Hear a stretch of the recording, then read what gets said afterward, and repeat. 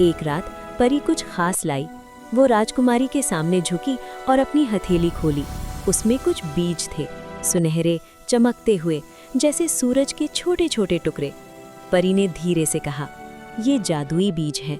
अगर तुम इन्हें सच्चे दिल से बोगी तो इनसे सुनहरे फल उगेंगे। ये फल दौलत नहीं देंगे, ये उम्मीद देंगे।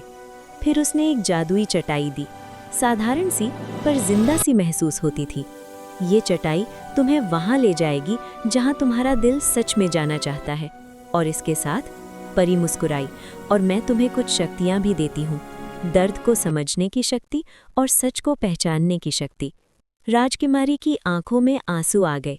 ये खुशी के आंसू थे और डर के भी, लेकिन वो नहीं जानती थी कि महल में एक और आंख जाग रही है।